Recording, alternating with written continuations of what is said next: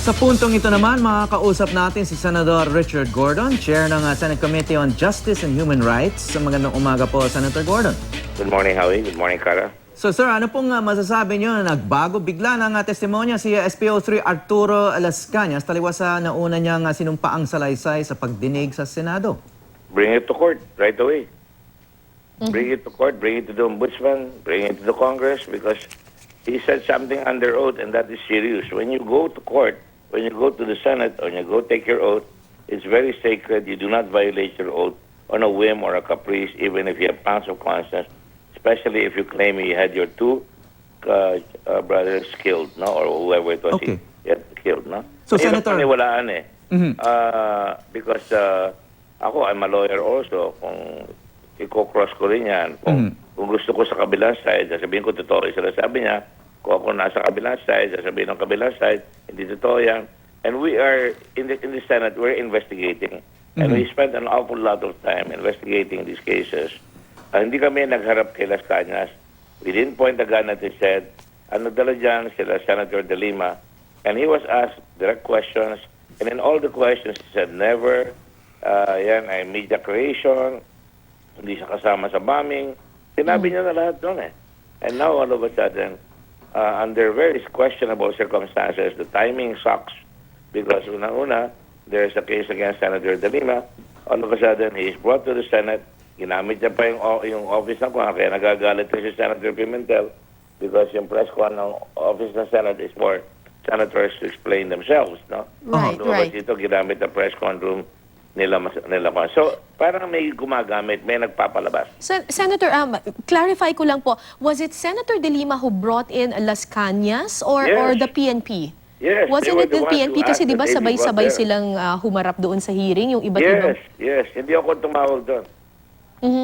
I just called everybody. Let me be very clear.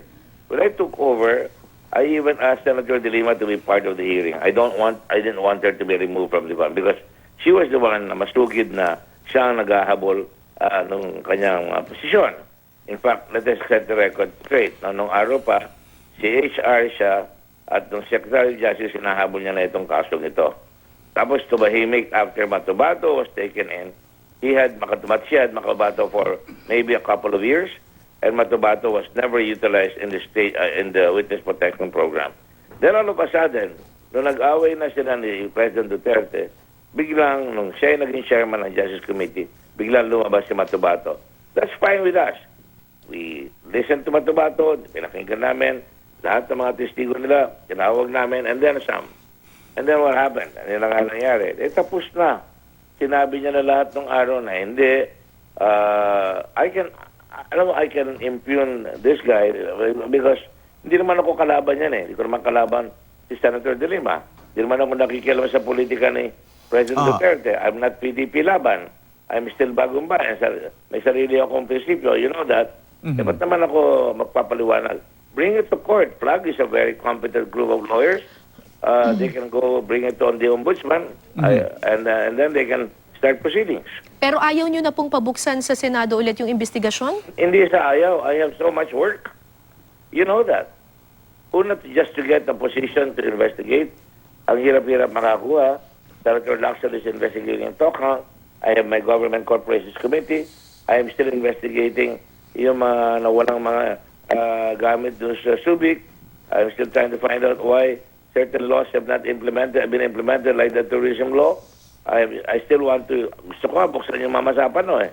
But even had the privilege speech on that. But to come in from a damaged witness who perjured himself is kind of asking for a stretch. If you really want justice, then present it to a proper court because you're not going to get justice from us. You're going to get a lot of investigation. You're going to get a lot of hearing and a lot of TV time. But are we going to be able to set justice? Are we going to be able to file any cases? I don't think so. Okay. So paano po natin i-weigh kung or paano natin i-categorize kung alin ang nagme-merit ng isang Senate investigation at alin ang hindi? Well, if he had not perjured himself, fine. Any time of the day. All right. He perjured himself. Yes. Okay. Well, just setting aside yung motives, yung questions about his No, motives. there's no motive. Okay. There's no motive. Okay. All right. Nagsinungaling siya eh. Oh, but Several questions were asked. I didn't even ask the question. Senator De Lima yeah. asked Okay. him the question. Pero marami po siyang sinabi sa press con, no, na very detailed information. Are you at least the least bit interested in finding out kung factual Oh, o I hindi? am. I am. And therefore, if they really are convinced about that, bring it to court. Kung talaga ikaw kumbinsido, yan ang problema natin. Magtatagal pa tayo dyan. Dali natin sa Husgado, dali natin sa Ombudsman, dali natin sa impeachment. Then they can have their own field day there. But the Senate is I consider my work in the Senate as serious. I spend long hours. I mean, you can ask the Senate. I go home 10 o'clock, 1 o'clock in the morning. Pag nag-iimbestiga kami, 1:00 na kami umuwi ng staff ko. And we consider it serious. Hindi kami nagbibiruan dyan. Okay. So, Senator, sabi ni Attorney Arno Sinidad, no, isang human rights lawyer sa Free Legal Assistance Group of FLAG, no, pwedeng maging grounds for impeachment daw itong laban kay Pangulong Duterte, itong mga revelation ni Las Cañas. Bilang isang senador, ano pong opinion niyo rito?